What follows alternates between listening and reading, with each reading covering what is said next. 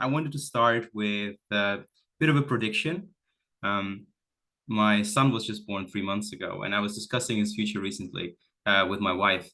And one thing that we agreed on is that by the time he goes to middle school, so in about 10, 11 years, um, the very concept of jobs and how we work will have dramatically changed. In fact, my job, the one as it exists today, will probably be dead. And your job might be dead as well. And all of our jobs might be dead. So this really motivated me to start thinking about what comes after the death of our jobs and the aftermath of that. And the concept that seemed like a good fit to discuss what happens after the death of our jobs at the hands of AI are the 5 stages of grief. And here's a preview of what we will talk about in the session just after that. And quite ironically, 5 years ago, when I was doing a similar talk, I actually paid somebody on Fiverr $50 to create custom illustrations for my talk. And well, today I just created this image with Midjourney. So it's quite ironic that another designer job has been lost over the course of 5 years. But enough of that. Before we dive into, I want to ask you how you guys feel. So why don't you write in the chat 1, 2, or 3 which of these cats resonates with you right now, so that I can see what the current kind of state of mind is for all of you guys. Are you like the happy cat who is optimistic? Are you sitting a little bit depressed, sipping on your coffee in a coffee shop? Or did you just wake up and you're thinking, what the hell is going on here? Am I going to be unemployed soon or not? So just write in the chat. What do you think? All right. Okay. I see we have some good numbers in here. So let's just get started. A few things about me. You can find my profile on Medium. I like writing about topics like that, the UX of AI. I love psychology. I love sociology and the big shifts in society that come from new tech innovations. These ideas come from my work at Google. I've been working at Google now for 6 years, leading the UXR team for Google Flights. I've been on the Forbes list with my previous AI startup. I've done a PhD on technology adoption and social media, and I've been a regular at World Economic Forum events and Global Shapers events around the world. So I've been talking about these ideas with quite a few people, and that's the best thing, right? Collecting feedback, getting input from all sorts of people from all sorts of professions around the world. And so that's why we're here today. So we have 4 parts of this presentation. At first, I want to go through, dive a little bit into the historical roots of work and jobs. Then we'll talk about the death of your job. So which jobs are going to die in the next 10 years and which ones are not. We'll then talk about the 5 stages of grief. And finally, we have some emotional and some practical strategies for you to think about what you can do now to prepare for this shift. So without further ado, let's dive right into the brief history of jobs. And I have a quiz for you. What do you think is the etymological meaning of work? So what does it mean originally in the language that you are most fluent in? Do you think it has something to do with struggle, coercion, bondage, slavery, or maybe wealth and money? What do you think? You can put it in the chat again. Okay. Interesting. So the funny thing is that it's all of these negative terms and not wealth, unfortunately. If you look at languages like French or German and Greek and Russian, the word work comes from words that are associated with torture instruments, with forced labor, with coercion. In Greek, it even means something like servitude and slavery and bondage and subjugation. And in Russian, which is also incidentally related to the Czech word of robot, it also means rab, which means the slave. So nothing good, unfortunately. But still, we're doing it every day, right? And if you look at medieval images and you look how people work and their facial expressions, you'll see, well, jobs are no fun at all. We might wonder, like, how did we even get to where we are today? Because throughout history, there has been a system in place to make workers replaceable and make work outcomes reproducible by new people. That's why we have universities. That's why we have apprenticeships. It's part of a system that allows one worker to be replaced with another who can do similar skills, similar tasks, and so on. And if it's a more complex form of labor, it is then usually broken down into smaller chunks, smaller tasks, and that is what is being taught in a first apprenticeship or when you're doing an internship and so on. So it's a system. It's a system of survival, of civilization, and it has evolved, of course, over the years to give us the feeling or the illusion of freedom that we can choose where we work. But ultimately, we kind of have to work, right? If you want to make money, if you want to afford the things that we want. If you look in the Bible all the way back, you'll have a lot of very funny quotes about work that are all rooted in this negative, tortured root of what it means to basically labor. So here in the book of Genesis, you find a quote about, the sweat on your face if you want to eat bread. And then also further in the Bible, you see lines like, if you don't work, you should not eat. And of course, that's also part of this American dream, right? That's the core part of the American dream. This hard work, nose to the grindstone, and then achieve the things that you want from rags to riches. This is all well and good, but then it's kind of depressing if you think about it, right? When you think about how you should explain work to your kids, and you tell them, well, you have to do things you might not like, well, they won't be happy about this, right? That the struggle, that you need to struggle to be successful, it's kind of an outdated belief system. And still it's there, and it's everywhere in society. And it's especially prevalent with 9-to-5 jobs. And you see trends on TikTok, like the acting your wage trend.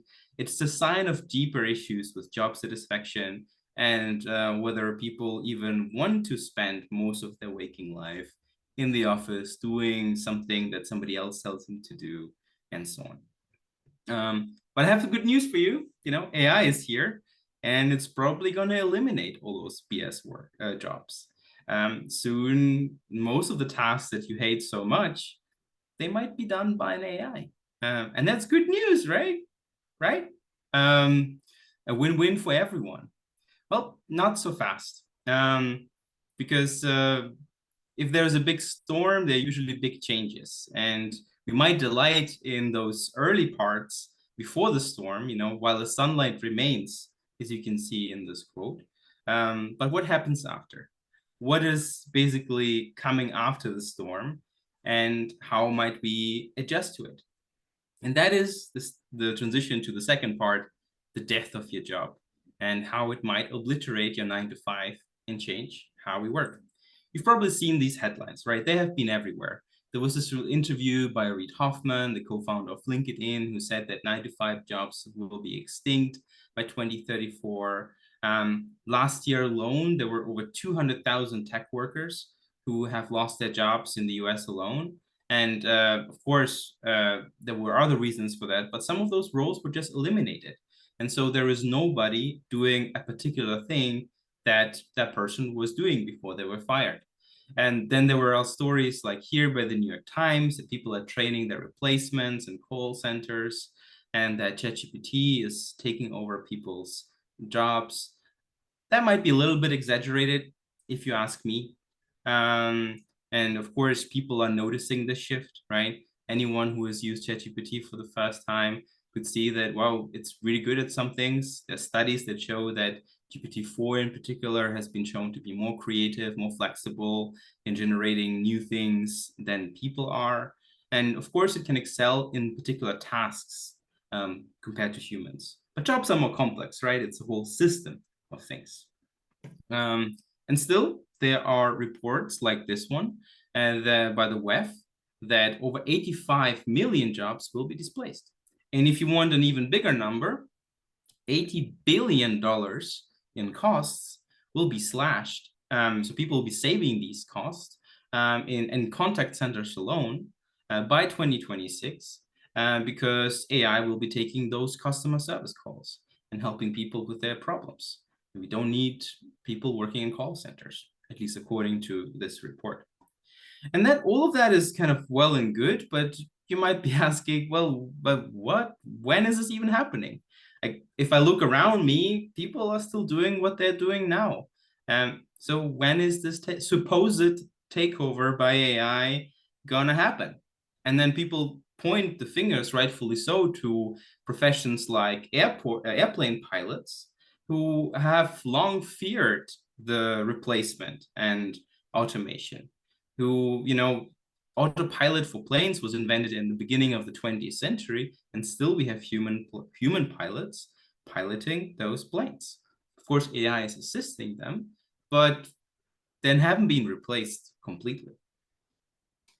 So let me give you then 3 examples where this is happening and where we might see a more radical shift in the next 3 years. So I have 3 examples for you. The first one is from Klarna and the way they have been treating customer service.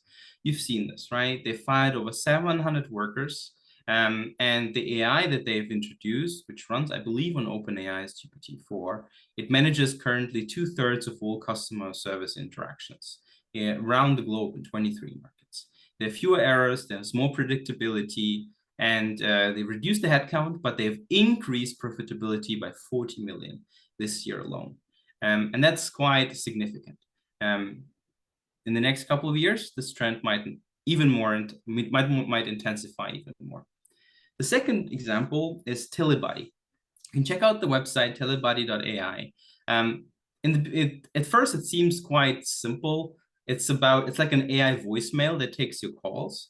But if you think about it more broadly, everyone has a voicemail and everyone is missing calls. And especially if you're a business owner, those missed calls mean missed business opportunities. So if an AI can respond to those missed calls and then maybe answer some of those questions, those frequently asked questions, and then just send you an email summary at the end, well, that's great, right? That's a win-win for everybody. The AI just made you more money. It just boosted your sales because you're not missing any calls anymore. So previously, you had to hire a call center. You had to hire a virtual receptionist. You had to pay 20, 30K per year for those virtual receptionists and assistants to take your calls. Well, you don't have to anymore. And what they have been sharing in the past, that over 80% of questions can already be answered directly in the first calls. So again, maybe receptionists are at risk here, but we're seeing an increase in profitability, in productivity, and flexibility as well, because you don't have to worry about those missed calls anymore. And then a third example, this is more on the kind of hands-on side. If you've ever been to a bar, you know it's the worst situation if you have to wait for the bartender and for your drink and wave to get their attention. Well, in Prague, there is actually a robotic bar where they are robots making the drinks, and they promise that you can get any drink in under 90 seconds. And this robotic bar has become a viral sensation on social media. And of course, it's a one-off right now, but you can imagine in the future, maybe we don't need bartenders anymore. Maybe we don't need bouncers. Maybe we don't need any other people who are doing this physical work in a nightclub. And so this robotic bar is maybe just heralding the beginning of this shift. So these are 3 examples that I thought were worth highlighting. And in fact, it happened before. If you look at elevator operators, there was a major strike in 1945 where they were asking for higher wages, better working conditions, and so on. But this strike actually, it accelerated the pace at which automated elevators were installed in New York City. And so that marked the beginning of the end of the job of the elevator operator. And this meme here, I think it summarizes it quite nicely. So if you want to recap everything we just said today, you might say, well, there are probably no irreplaceable jobs, and there are only jobs that haven't been replaced yet. And I wonder what you think about this statement. And I want you to comment in the chat, 1, 2, or 3. What is your reaction to that statement? There are no irreplaceable jobs. They're just jobs that haven't been replaced yet. Are you saying no way? Are you sad about this? Or are you just laughing it off like it's nothing?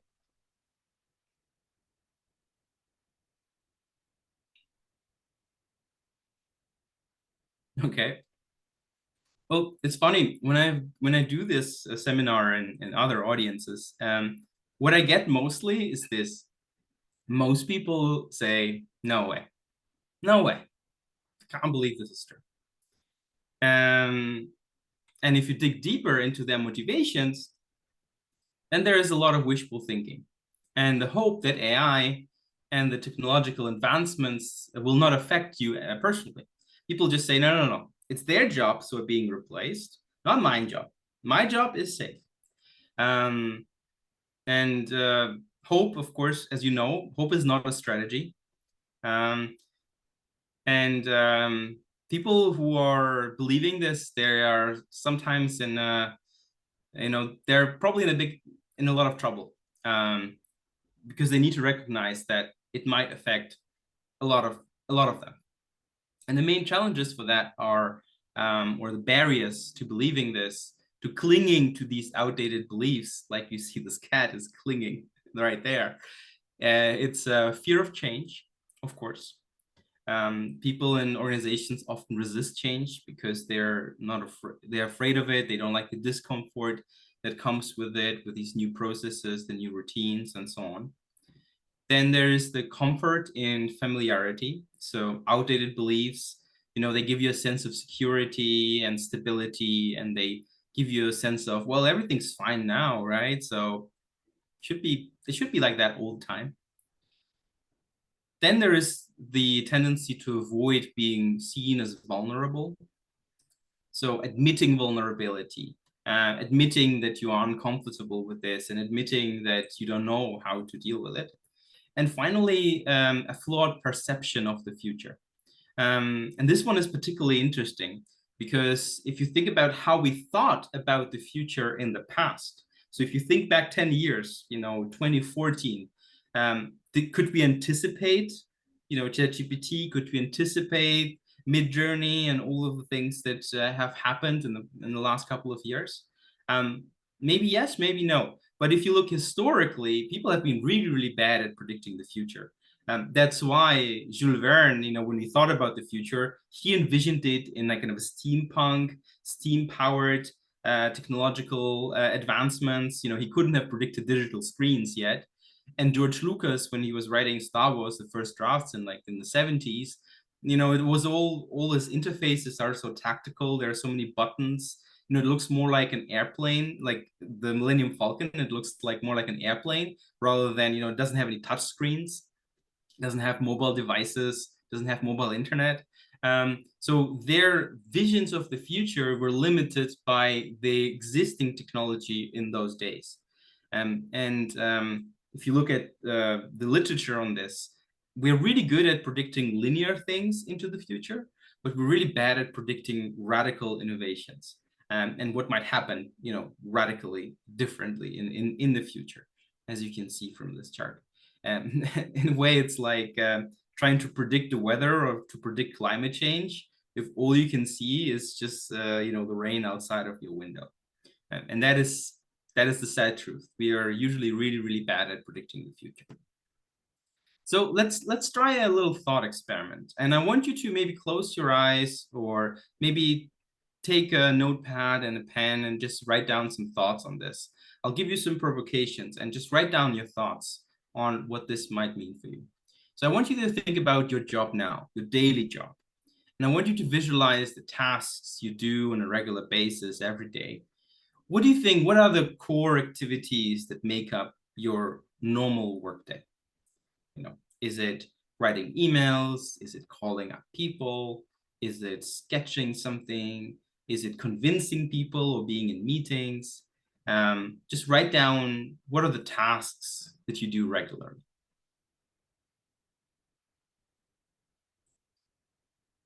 Then I want you to imagine these tasks and how you would describe them to somebody new at your company, like an intern or a new hire. And I want you to think about how would you explain each step of these tasks so that they can understand and they can replicate your work. So break it down, what you do, and your goal is that they will replicate, or at least try to replicate the things that you are doing. Now, if you had to teach someone to do these tasks without them needing your expertise, without you being there, what tools or instructions or systems would you provide them? Would you give them, a handbook? Would you write down those steps and give them a few handwritten notes? How would you teach them these things so that they can be independent?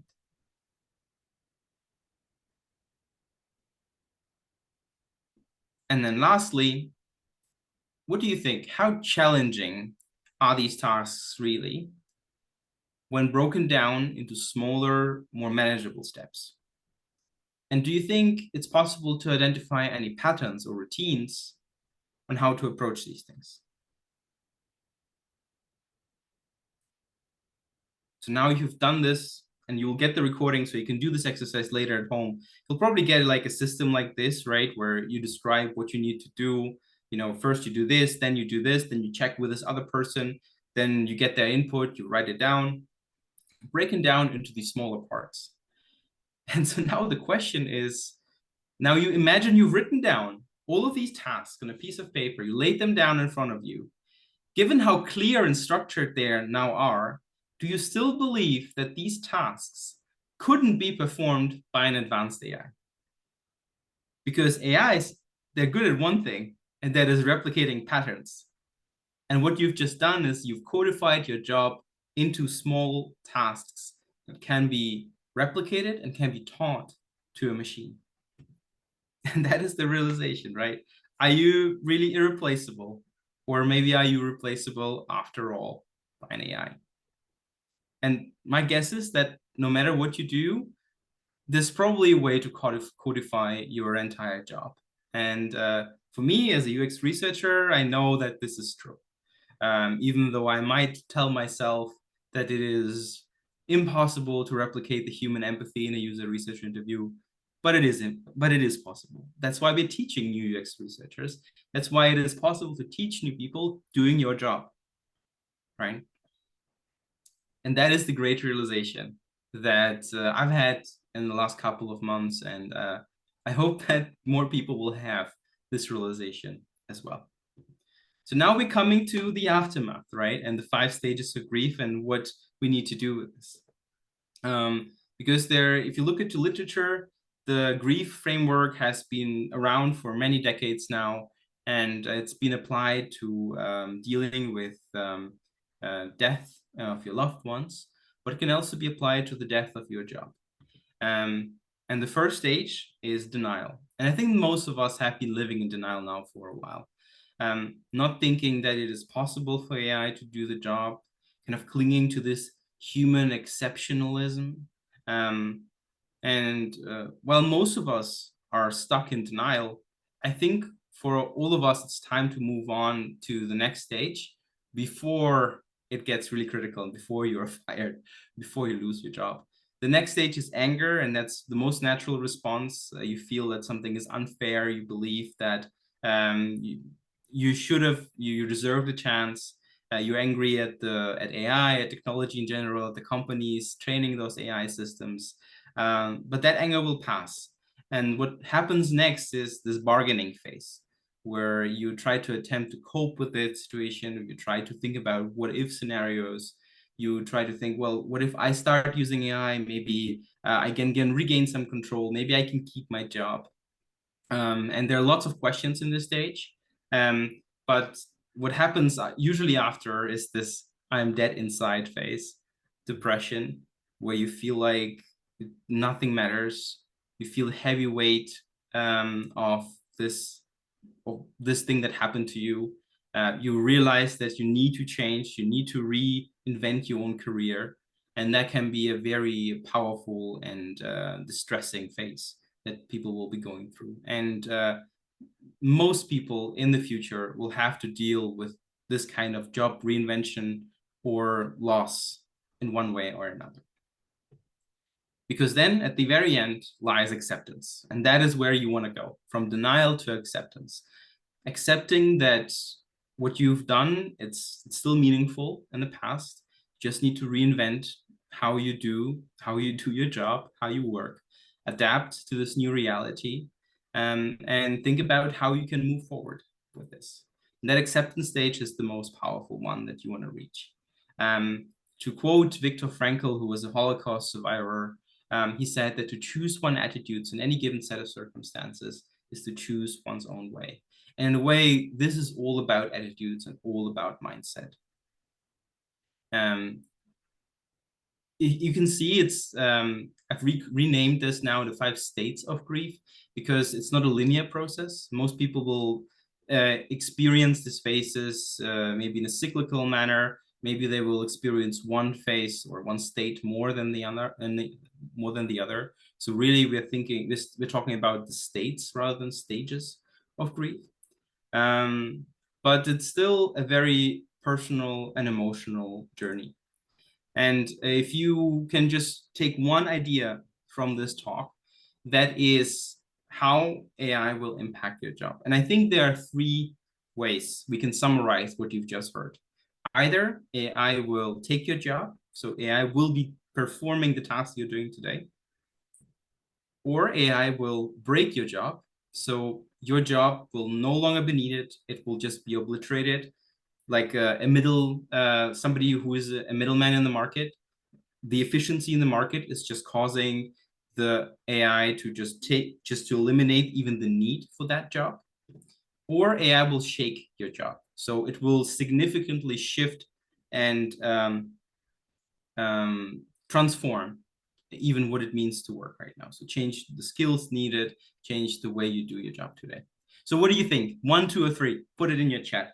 If you think about your job today, what will be the impact? Take, break, or shake? And I wonder what you will think.